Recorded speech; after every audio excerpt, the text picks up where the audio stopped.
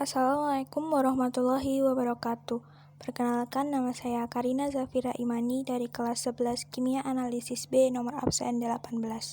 Perkenankan saya di sini untuk memberikan materi tentang sifat-sifat koligatif larutan. Sifat koligatif larutan merupakan sifat-sifat khas yang dimiliki oleh tiap larutan dan tidak bergantung pada jenis zat terlarut, namun hanya tergantung pada konsentrasi atau jumlah partikel zat terlarutnya. Banyak partikel dalam larutan ditentukan oleh konsentrasi larutan dan sifat larutan itu sendiri, serta jumlah partikel dalam larutan non-elektrolit tidak sama dengan jumlah partikel dalam larutan elektrolit walaupun konsentrasi keduanya sama. Hal ini dikarenakan larutan elektrolit terurai menjadi ion-ionnya, sedangkan larutan non-elektrolit tidak terurai menjadi ion-ion. Larutan elektrolit merupakan larutan yang dapat menghantarkan arus listrik. Larutan elektrolit ini berdasarkan derajat ionisasinya dibagi menjadi 3, yaitu elektrolit kuat, elektrolit lemah, dan elektrolit yang terletak di antara lemah dan kuat. Larutan non-elektrolit adalah larutan yang tidak dapat menghantarkan arus listrik. Lalu, bagaimana bisa larutan dapat menghantarkan arus listrik? Hal ini disebabkan molekul bebas bergerak secara acak.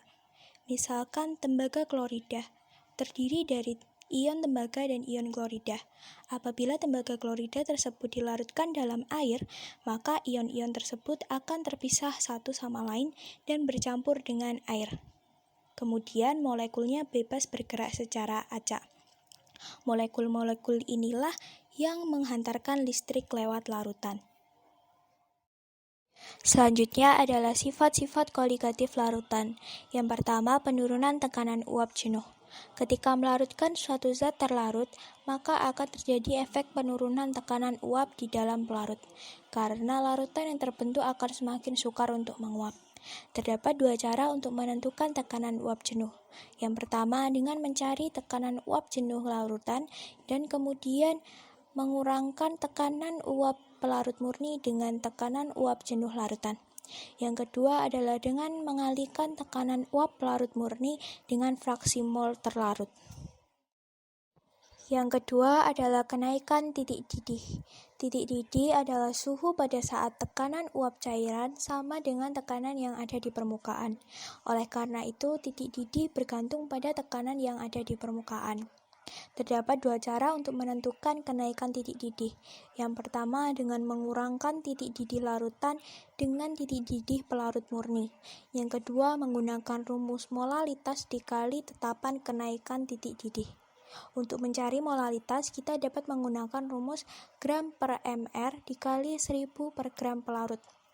Kemudian kita masukkan ke dalam kenaikan titik didih sehingga menjadi gram per mr kali 1000 per gram pelarut dikali tetapan kenaikan titik didih.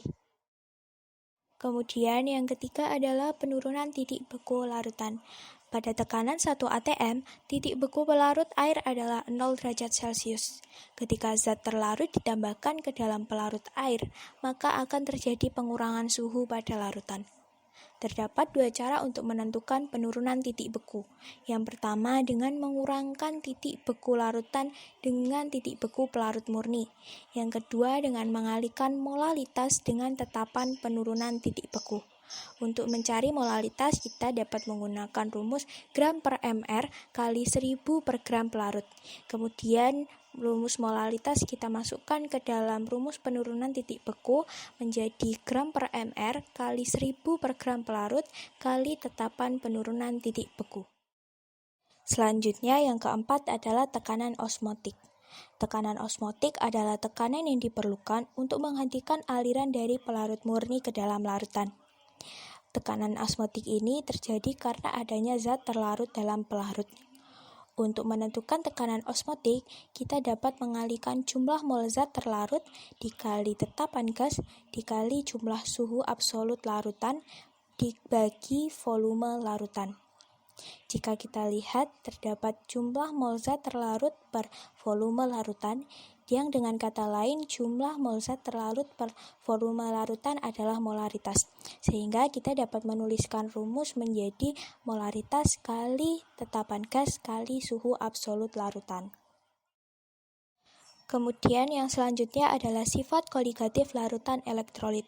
Pada konsentrasi larutan yang sama, larutan elektrolit memiliki sifat koligatif yang lebih besar daripada larutan non-elektrolit. Kemudian ketika kita menghitung sifat koligatif larutan elektrolit, persamaan pada larutan non-elektrolit tetap kita gunakan, namun dengan menambahkan faktor I yang diusulkan oleh Van Hoff. Faktor tersebut merupakan perbandingan dari efek koligatif larutan elektrolit dengan non-elektrolit pada konsentrasi yang sama. Untuk larutan elektrolit kuat, harga derajat ionisasinya akan mendekati 1, sedangkan untuk larutan elektrolit lemah akan berada di antara 0 dan 1. Adapun nilai faktor Van Hoff atau I adalah 1 ditambah jumlah ion dikurangi 1 dikali derajat ionisasi.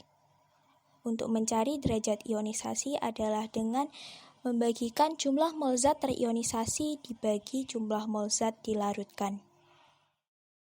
Selanjutnya yang terakhir adalah rumus sifat koligatif larutan elektrolit. Untuk mencari penurunan tekanan uap jenuh dengan mengalihkan fraksi mol terlarut kali tekanan uap pelarut murni kali faktor I. Untuk mencari kenaikan titik didih dengan mengalihkan molalitas kali tetapan kenaikan titik didih kali faktor I. Untuk mencari penurunan titik beku dengan mengalihkan molalitas kali tetapan penurunan titik beku kali faktor I. Untuk mencari tekanan osmotik dengan mengalihkan molaritas dikali tetapan gas dikali suhu absolut larutan dan dikali faktor I. Sekian dari saya, kurang lebihnya mohon maaf. Wassalamualaikum warahmatullahi wabarakatuh.